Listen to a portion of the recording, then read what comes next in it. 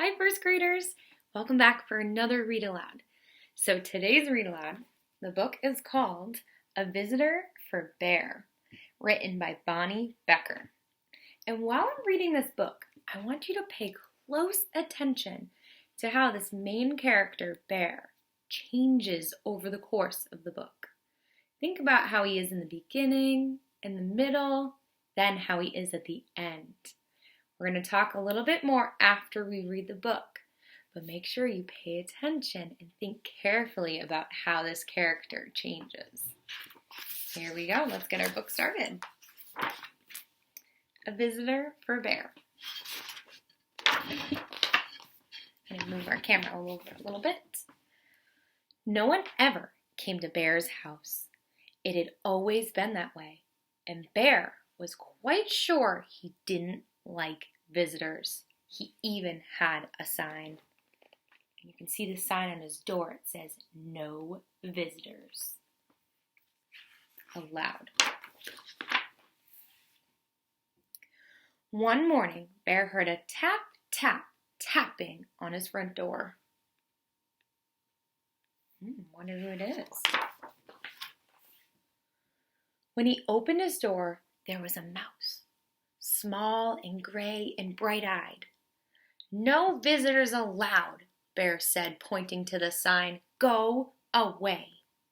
He closed the door and went back to the business of making his breakfast. Looks like a small little mouse came to visit him. I wonder what that mouse wanted. He set up 1 cup and 1 spoon, but when he opened the cupboard to get 1 bowl, what do you think's going to happen? You can talk about it with someone sitting next to you. You can share it with the screen. Okay, we're going to keep reading to see what happens. There was a mouse, small and gray and bright-eyed. Look, he's there in the cupboard. Oh, I thought Bear had shut the door. "I told you to leave," cried Bear. "Perhaps we could just have a spot of tea," said the mouse. "Out!" commanded Bear. "Most sorry," said Mouse. "I'll be going now." Bear showed him to the door and shut it firmly.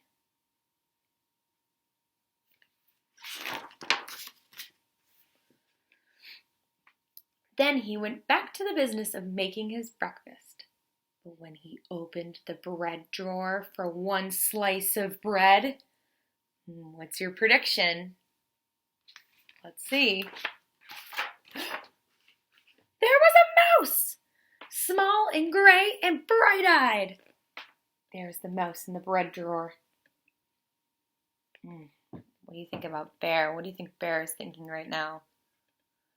I can see the illustrator chose to furrow his eyebrows. His eyebrows are going down. Looks like he's getting frustrated. "Unbelievable," grumbled Bear. "Away with you, vamoose." "I do like a bit of cheese," said the mouse. Bear pointed a rigid claw toward the door. "Yes, then here I go," said the mouse. "Farewell." And the mouse whisked out the door.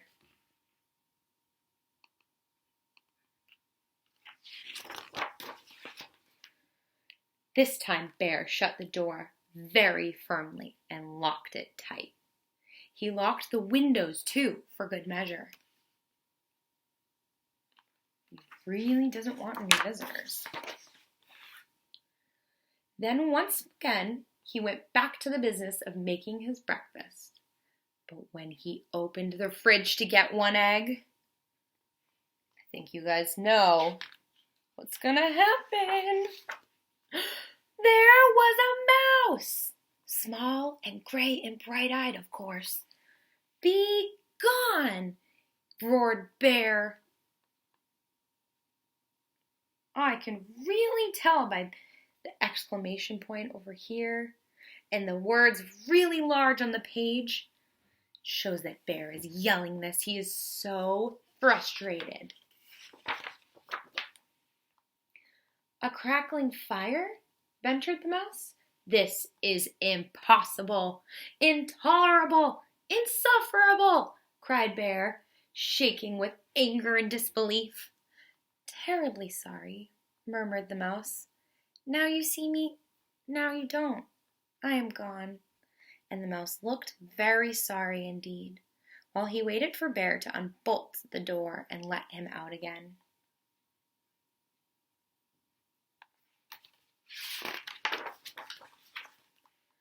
This time, before he went back to the business of making his breakfast, Bear shut the door very, very, very firmly and locked it, boarded the windows shut, stopped up the chimney, and even plugged the drain in the bathtub.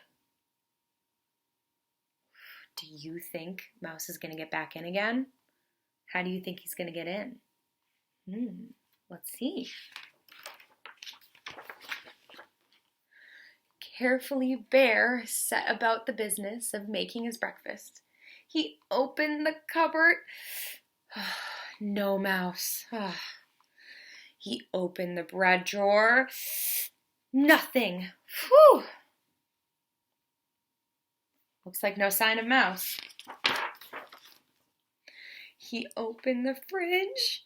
Mouse free. Yes, indeed. He lifted the lid of the tea kettle. There was a mouse, small and gray and, well, you know the rest. Bear fell to the floor and wept. I give up, he blubbered.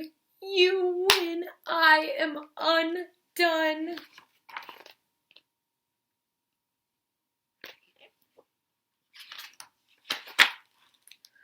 So sorry, said the mouse, but perhaps if I could have just a bit of cheese and a cup of tea, and do you think we could unstopper the chimney and have a nice fire? Bear blew his nose with a loud honk, just like that, blowing into a tissue. But then you must go, he sniffled. No visitors allowed. You have my word, said the mouse.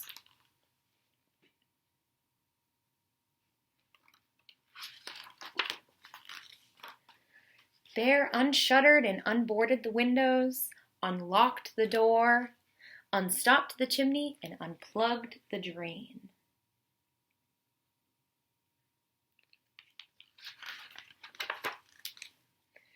He brought out 2 plates of cheese and 2 teacups, and he made a crackling fire in the fireplace for 2 sets of toes. The mouse warmed his feet and nibbled and sipped, and Bear did too. They sat for a long while.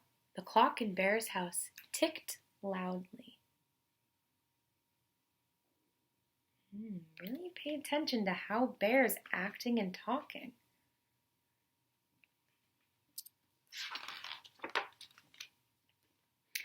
Bear cleared his throat. The mouse looked most attentive.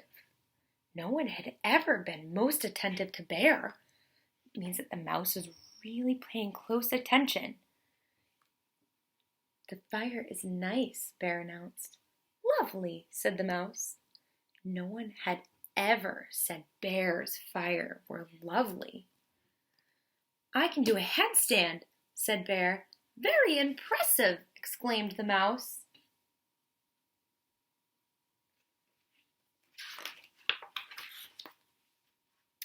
Bear told a joke. The mouse laughed heartily. Ha, ha, ha. No one had ever laughed at Bear's jokes before.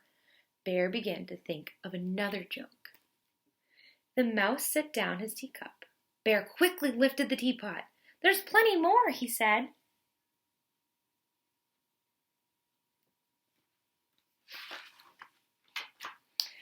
So sorry, said the mouse. Most kind, but I must be on my way. Really? You needn't go, said Bear. I am off, said the mouse, springing up from his chair. Wait, cried Bear. But the mouse stepped out of the door. Toodaloo, called the mouse. Looks like he's on his way.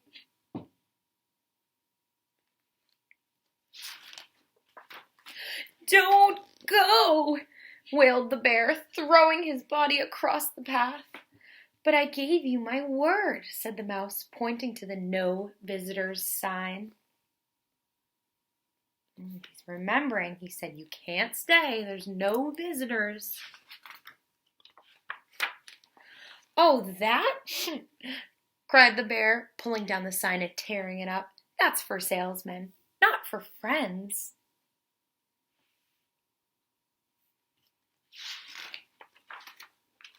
"Not for friends?" asked the mouse, small and gray and bright-eyed. Bear nodded. The mouse's bright eyes glowed brighter. Bear smiled.